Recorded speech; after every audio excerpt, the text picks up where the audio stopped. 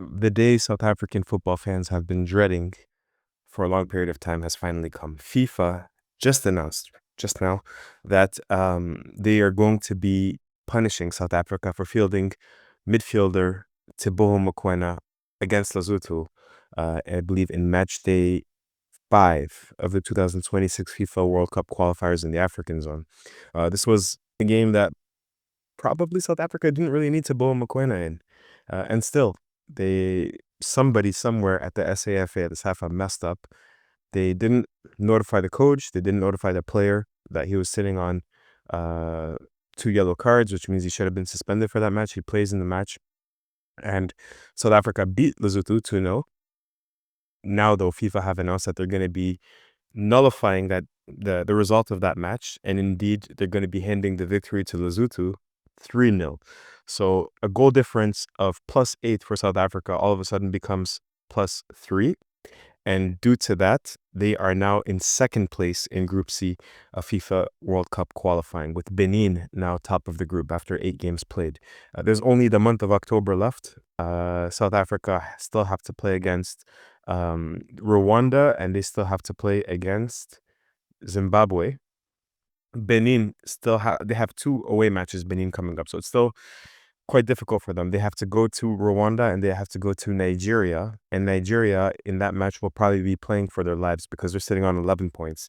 And now that second place for them is still very much in reach as well. As long as they win their last 2 matches, Nigeria plays, as mentioned, Benin at home for them. And then they go away to Lesotho on the 9th of October. So still everything to play for it. This group is wide open now. I still think South Africa are the favorites. Nothing about the last 2 years has told me anything that, has swayed me any other way. South Africa have been, in my opinion, one of the best 5 teams on the African continent, maybe better than that, since the last African Cup of Nations. Under Hugo Bruce, this team have matured. They've played incredible football. Obviously, a lot of that, as was mentioned over the last, again, several years, is due to the fact that Mamelodi Sundowns have been so good. And Mamelodi Sundowns, they play with, I think at the AFCON, it was 7 or 8 starters were from Mamelodi Sundowns as well. So they had that natural team chemistry that Egypt had under when Al Ahly was hitting its golden era.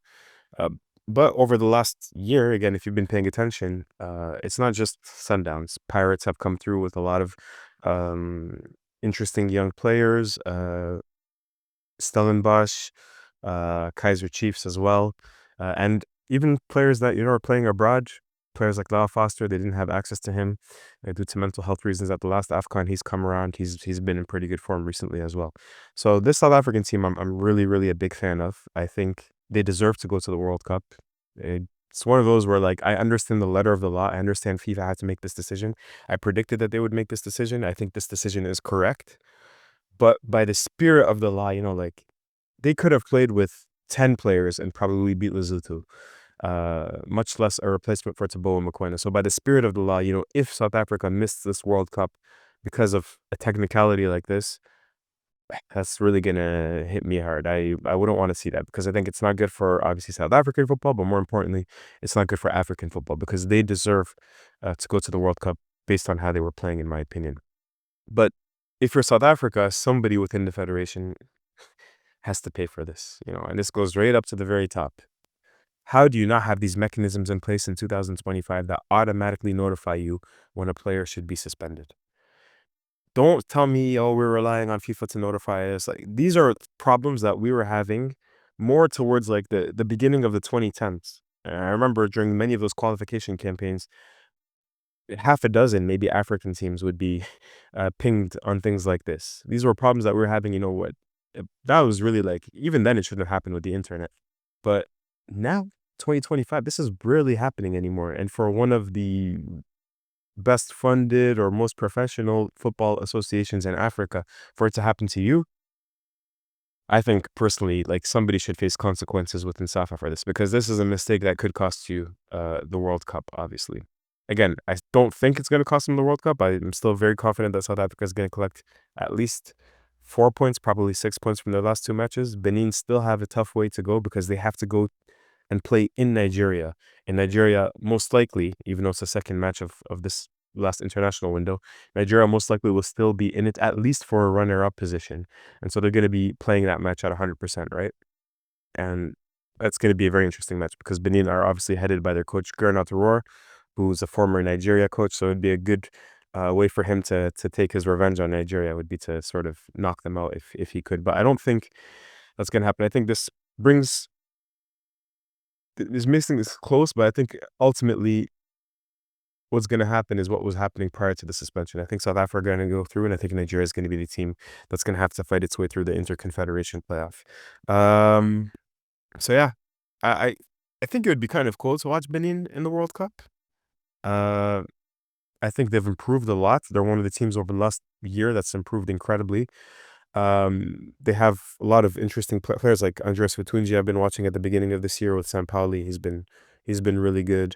Um, there's a few other like Junior Olaten. These are players that really are underrated in Europe and in Africa that are playing really, really well. So I would like to see Benin do well. I just don't think that on the world stage, I think they would be outclassed. So I don't think it would be good for Africa if they qualify for the World Cup. Could be wrong, but that's just my hunch. But credit to them for getting this far in World Cup qualifiers. So yeah, this is just going to be a short reaction video. South Africa have finally been sanctioned as we expected them to. They're now in second place in Group C with 14 points. One goal behind Benin in the goal difference, who are +4. South Africa's +3. They're both on 14 points.